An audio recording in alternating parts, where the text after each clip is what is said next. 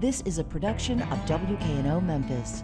Production funding for Behind the Headlines is made possible in part by the WKNO Production Fund, the WKNO Endowment Fund, and by viewers like you. Thank you. The growth of charter schools, an update on the Unified School District, and a preview of the state legislative session. Those stories and more coming up on Behind the Headlines.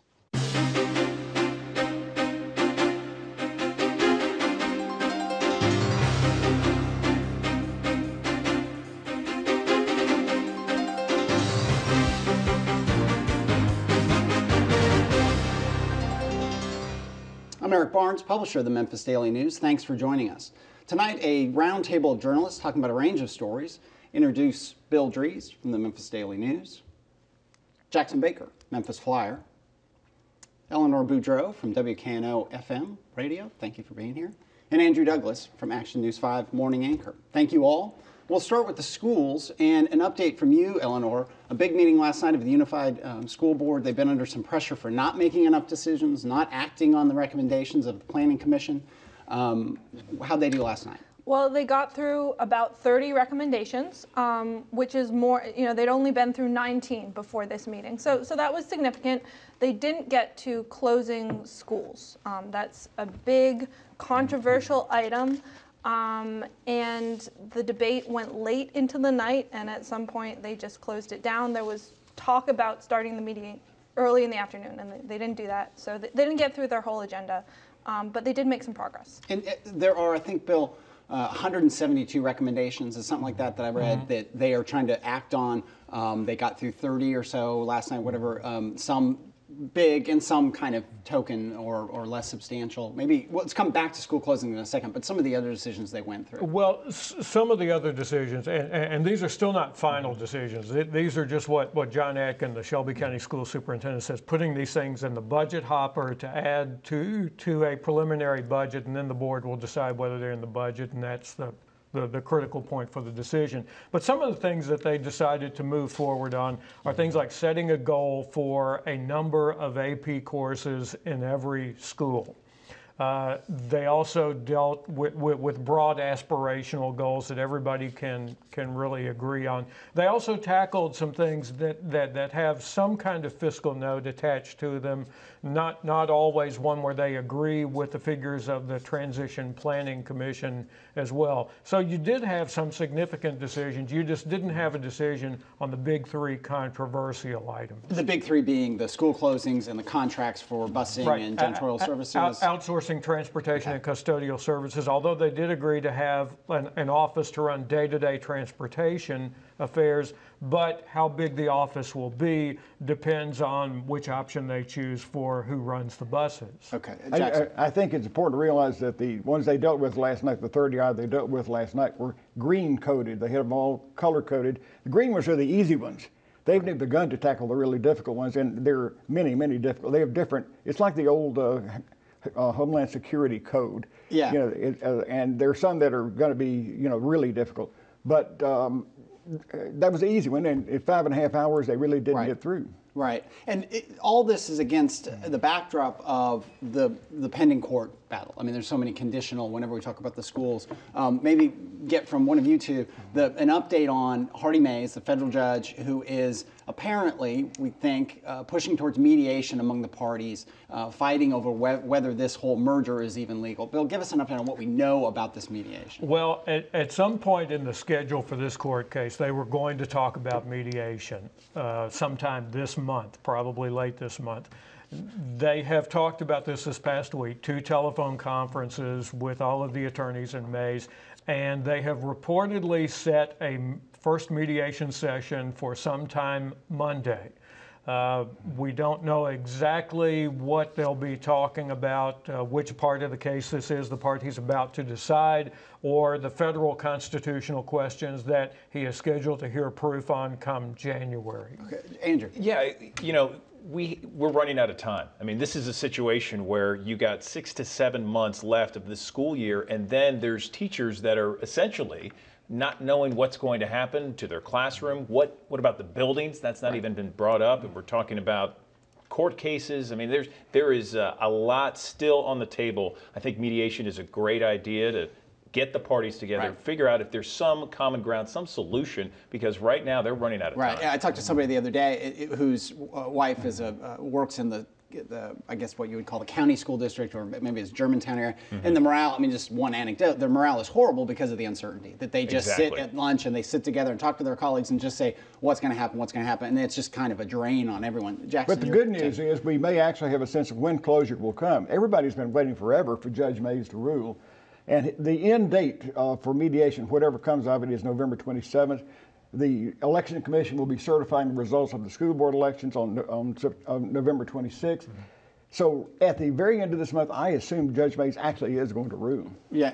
Eleanor, your take on Yeah, this? I mean, I think the mediation is going to be very secretive, but I think what the judge wants is what he got out of the last mediation was that all the sides agreed on something and they agreed not to appeal. So once the mediation was in place, that was it, and everybody went to work. Well, and we were talking a little bit before the show, and I think that I think you said it was clear that Mays said in the last mediation, look, if you guys don't agree, you're really not going to like if I force this on you. Nobody's going to like what I'm going to do if you force me to force a ruling on you. So. Mays has two rulings he could potentially make, one on the Tennessee Constitution and one on the U.S. Constitution. And he's going to use both those rulings Right. to pressure both sides. If they get stuck, he's going to say, look, I get that you don't want to compromise on this, Right. but if you force me to rule, you might not like it, so maybe you'll talk to them some more. Andrew. Yeah, I was going to say the buildings, after we get through that, which is a lot, the buildings are an issue where both sides seem, at least right now, very far apart. And if there's any discussion on that, after talking with both sides, you can just tell. And this is the whole question of, Yeah. who owns those buildings and how does the ownership transfer, if there are going to be municipal school districts, how does it transfer from the city or county to Germantown Right, or the Collierville? financial aspect of The it. financial aspect. Who I owns the think money? it's Who fair to carries say the that's debt? going to be one of those questions that will be accounted for in the legislature because they're not going to get to it before then. Yeah, Right, yeah. right. Well, we'll get to the legislation in a little bit, but let's stay with schools for a second and move to a conversation about charter schools. And Bill, there was a report that came out this week that ranked Memphis, I think, 9th in terms of the growth of charter school students or schools. Tell us what that said. The percentage growth for the previous school year, not the one we're in, was 26% from the previous school year in the Memphis City school system. Not a really big surprise there. There are more charter schools by far in Memphis than there are in any other school district in the state. But just to put it in perspective, it's nowhere near the number of charter schools that you have in the Los Angeles Unified School District, or the percentage of all public schools that are charter schools, where you have over half, more like 2/3 of the schools in New Orleans are charter schools there. And of Which course, that was part of a reaction to Katrina, right? When Right. that whole school system was decimated, they came back with all kinds. I mean, they're probably more than even Memphis, a hotbed for experimentation with public schools and so on. We were talking a little bit, Eleanor. I mean, when we talk about charter schools, we talk about them as if they're one thing, and there's actually a great range of what a charter school is. So charter schools started with some limits some years ago in Tennessee. Most of those schools have been focused on at-risk kids, lower income kids with families with lower income, schools that were failing, that kind of thing. Then the state took the cap off the number of charter schools, I believe, a year ago, and we've seen more and more applications coming in. But then also the state is, when they take over failing schools, they're now using a charter school model. And people hear this term, the Achievement School District, and so many terms when we talk about school districts and Or schools. ASD. But that's a charter school model too. So let's talk a little bit about the variety of those. And not all charter schools are equal, and not all are successful. Yeah, I think it's important to remember that charter schools are a mixed bag. So you have some charter schools in Memphis that are among the best schools in the state, and you have some that are among the worst, okay? And there was a study out of Stanford University done of charter schools in Tennessee that found that about half of them, 52%, outperformed traditional public schools. But still, that's half, and that was a very small study, only 27 schools. Right. So now we have more charters. We have this Achievement School District, which is run by the state. Right now it has 6 schools, and 3 of them it turned over to charters to run. So the state-run district is half charters. Well, you have people in this area. Shelby County Schools has fought with the state, okay, over authorizing charters. Memphis City Schools has fought with the state over authorizing charters. Memphis City Schools has fought with the state over funding charters. But the people at the state level, like Governor Haslam, are very comfortable with charters. He lifted the cap, and I think you're just going to see more in this area. Well, and even in Nashville, there's a charter school where this is not just a Memphis issue, Bill, where Nashville has fought the charter schools, and they're under. Well, tell us about that story, because they're under a penalty from the state because they're fighting so hard against the charter schools. Like Shelby County, the Metro Nashville schools considered a charter school application and denied the application, and the state came back and said on appeal, you have to let that charter school operate. Well, the response here among Shelby County schools was, okay, we will. In Nashville, the school board still refused to, and the state wound up taking back about $3 million in state funding from the school district, and the school district is now considering going to court over it. And one of the things about that school is that a lot of parents, a lot of folks who don't want that charter school to come in, basically view it as a private school. And again, we in Memphis, because so many of the charter schools came in as efforts to help at-risk kids, and you know, we sometimes maybe people listening think, oh, charter schools are for kids of low-performing schools. That's not necessarily the case nationwide, and we're going to see a lot more of that, I think, and I've heard from people in Memphis over the next few years, that charter schools that are schools of choice, that are in the suburbs, that are competing with Germantown High School and White Station and the top-performing schools in the area. I don't know if it's good or bad, but it's a fascinating thing. Well, you know, you mentioned that list where Memphis is number 9, or Tennessee number 9 on that list. And if you look at that list, there's New Orleans, there's Detroit, District of Columbia. Right. All these areas, these parents want an alternative to the public school system. And so whether it's homeschooling, which, by the way, has exploded in Memphis, homeschooling is really big. It's taken off.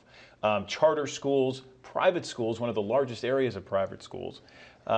People are looking for that alternative. Now, the state says Memphis City Schools is improving, but in parents' eyes, it's not improved enough. So they're looking for alternatives, and charter schools and alternative schools, I don't see it slowing down. I think what we're also seeing is a real blurring of the lines of the traditional definitions. If you look at what private schools, what everybody agrees are private schools, those schools are no longer the traditional model in terms of access to them. A number of those schools have scholarships, they have outreach programs in which they are actively recruiting students who otherwise would not be able to attend them. So I think we're not only in a time of great change for education, I think we're in a great time of change in which the lines that separate the kinds of schools we have are really blurring and redefining themselves. Right, and that goes back into the whole idea of school closings. I mean, when you talk about all this change, I mean, 20 schools, and there were a lot of impassioned people at the meeting last night talking about, or the night before, talking about, you know, don't close my school. I mean, this is such a personal issue when you talk about people's neighborhood schools, and yet, again, more choice, more options, all this change. It's very, you know, it's unsettling for folks. I think we have to remember, too, that the body that most stoutly resisted charter schools in Shelby County was the old Shelby County school system. They wouldn't have a single thought about that.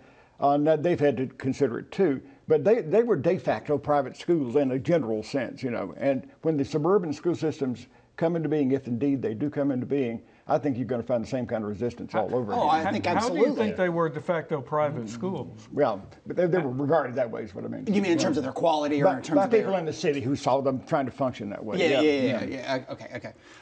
Let's go. We talk about this. We talk about charter schools and experimentation and education.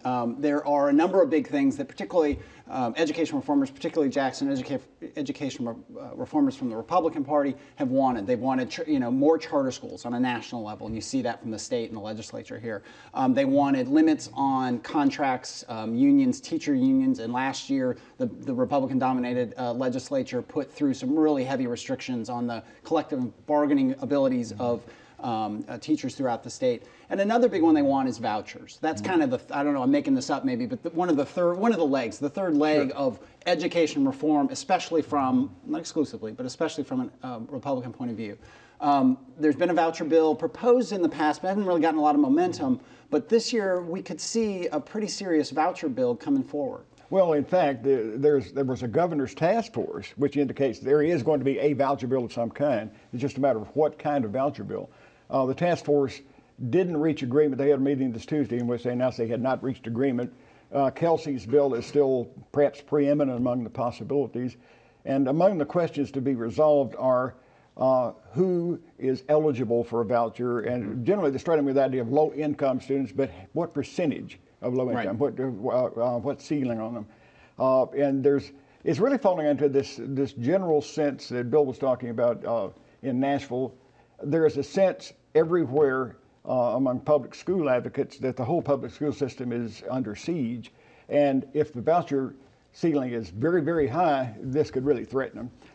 There will be something, though. There's no question about it, because when the governor convenes a task force, and it's a matter of which one, not whether. And if I remember correctly, last year, in the last couple of years, that Kelsey, and we're saying Brian Kelsey, who is a state senator from the Germantown area, Republican state senator, there was a pretty big price tag associated with it. So in the last few years of recession, wasn't something that he's raised the price. His bill raised the price tag. But now, I think the state's receipts, the state is doing better than they expected. There's a general sense we're coming out of this recession, and we won't talk about the fiscal cliff, but assuming that gets avoided, there's money to play with. And legislators, I don't care what party, they like to spend the money they have. And so that's the other. So this, that combination effect is the huge, super duper majorities that the Republicans have up there, and the appetite that the Haslam administration has for education reform. I mean, we could have a really aggressive voucher bill. Oh, and I think the bill will not only be aggressive, I think you will see what will amount to a second really aggressive overall education reform agenda by Haslam. I think he likes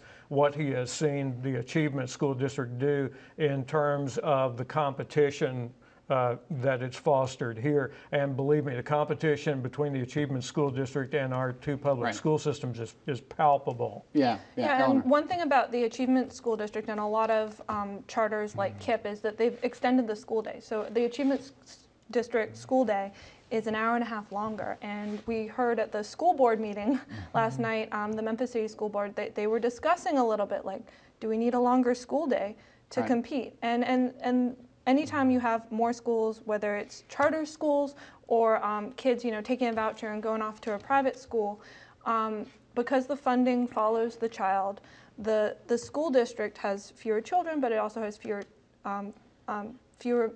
dollars coming in. Right. And it's how do you adjust? How do you keep your school systems functioning? Well, and there's been huge fights on just in the charter school situation where kids come out of the public school system and the dollars are supposed to follow them. And Kreiner Cash has fought that process tooth and nail, and there's a lot of disagreement about how that money follows. So you put a voucher bill in place that takes money again out of the public school system, there's just going to be huge fights, huge headaches associated with that. Well, in fact, that's going to be one of the issues in the legislative session, how much public money will follow the child in the vouchers. Kelsey raised the ante on that. Yeah, because at one point it was, if the amount that the state would spend on a student was around, is it around $11,000 or something? Is that the number I have in mind? For 9,000? In that range. For 10,000 the city, range. the suburbs spend a little less. Okay, and so if it was going to be half that, it'd be $5,500. If you look at the average school, average tuition for private schools in the city, they're around $7,000. Schools like MUS, St. Mary's, Hutchinson, and so on are more like $18,000. Some are down in the $6,000 range. So the possibilities of that and the competition among the private schools. Again, I don't know if it's a good thing or a bad thing, but it's a fascinating change. And again, as Bill said about charter schools, I think it was Bill, that if the suburban school districts get what they want, which is their own local school systems, I'll be interested what their reaction is to these bills like voucher bills and like charter schools that are going to take kids out of their local school system. And will they be so in favor of that when they've got what they like, their Germantown school system, their Collierville school system? It's a lot of unknowns. One thing you might see in the state legislature next year is a state authorizer for charter schools, and that would get rid of a lot of these fights where a charter comes to the Memphis City School Board and says, please let me open these schools, and the school board says no. You would go to the state level then, and the state seems a lot more comfortable with the idea of charter schools, at least, than these local school boards. And there's where you're going to find another huge battle in the legislature, because yes, there will be such a bill to appoint a state authorizer, but that's really going to threaten the authority of the local school boards all over the state. And the legislators, they have to be very careful, because yes, we've talked about that it's probably consensus that there is going to be some sort of voucher bill. But with supermajorities, there tends to be a real, oh, well, we're just going to name X, Y, and Z. Well, 2 more years in an election time, those supermajorities, they're going to be on the line. Yeah. They got to be real careful. We'll move on from schools a little bit. And some of the other bills, Jackson, that we think are going to be coming up, again, in this context of a supermajority, a very weakened Democratic Party. You're going to have the Republican Party in both houses, again, the governor. What are some of the other bills we think they might pursue? Well, one of the threats to the inner solidity of the supermajority last year was the fight between one set of Republicans and another over the guns and parking lot bill. Business Republicans resisted it because businesses in the state resist that idea of letting people park weapons in their parking lots. But the Tea Party Republicans were very much for that. The NRA, of course, which is so major a lobby that it's almost a governmental force itself, is pushing it hard. So that there was a huge collision last year, and the bill didn't get through. But one of the people who resisted it on behalf of the Republican caucus was the caucus chairman, Deborah Maggart, and she got beat. The NRA put a lot of money into her opponent. There are other reasons she got beat, but that was the chief one. And that was an object lesson to, the NRA signaled we're coming after anybody who gets in our way this time. Probably there will be some compromise on the parking lot bill because of that. What the contours are, we don't know. There will also be, maybe to steer this compromise along, a constitutional carry bill the Tea Party may introduce. And that's where you can carry a gun anywhere. Anybody can carry a gun anywhere, anytime. Wyatt Earp wouldn't have allowed that in the Old West. Right. But that's probably not going to get anywhere, but it may speed this other thing along. Right. Other stuff from the state that people are seeing, any other bills? The old chestnut wine in grocery stores will come up again. There's going to be workman's compensation legislation to steer resolutions out of the courts into a state commission. Right. And they're going to have a bill to curb ticket scalpers. Grizzly fans, yeah. That's right. And I've heard about it. In fact, I was talking about that earlier this week with people. Anyone who's bought a concert ticket or a sports venue ticket, the bill is supposed to protect from counterfeiters. Here's the problem, though. Critics say this bill could put restrictions on whether you want to sell it for face value or give it to a friend. So there's going to be a good back and forth on that one. Yeah. And Bill? We talked about the state's revenue situation, which is very healthy, and I think it's pretty obvious Governor Haslam will want some of that money for continuing his education reform agenda. But there'll also be a push on both sides, believe me, in terms of using some of that money for health care funding and getting ready for the Affordable Care Act. And do we know right now, I'm going to put you on the spot, whether Tennessee, are they one of the ones who's moving ahead with a state-run medical healthcare exchange, insurance exchange, or are they going to defer to the feds? That's up for grabs. It's still being discussed. Yeah. Brian Kelsey has proposed another state constitutional amendment in this general area as well. Yeah, okay. And I heard today that the federal government extended the deadline yet again on when states have to, say they are or aren't going to develop their own exchanges, in part because of giving some time, with the election and so on. We'll do just real quickly, a couple minutes left, a quick update on housing, which we do from time to time. And probably the most notable thing is that October home sales were up 36%, Bill. I mean, there's a real a sense that the real estate bust is more than bottomed out. Actually, it's beginning to rebound in certain ways. Right, and we've seen a number of false alarms on this front. People who expressed confidence only to really get bitten by this continuing and lingering and stubborn recession. But the numbers do seem real, and they seem to be rolling in on several fronts to show that housing is again on the rise. This is a very significant economic indicator. Really, I think jobs is of course the most significant one, but housing certainly isn't far behind because that's arguably the most significant investment a lot of us make. Right. And you see more, just even downtown where our office is, and just following what used to be called the Center City Commission, now the Downtown Memphis Commission, their activity of renovations downtown and South Main. I mean, you see all that sort of coming back up. And so there's this, and I've talked, one-on-one with various builders, construction people who are just tentatively saying, yeah, we're actually hiring, we're actually building some. So it's not a return to the boom years. And even we looked at some numbers at the office, when foreclosures peaked in about 2008, at about 13,000 homes a year, starting the foreclosure process, which is a huge number. Back in the healthier years, the 2004, 2005s, that number was around 7,500 homes every year. There's always just a lot of homes that are going to be going into foreclosure. We're about back down to that number. So this may be that the foreclosure boom, although there's a whole lot of homes that are still at risk, it's settled down to more historically normal levels.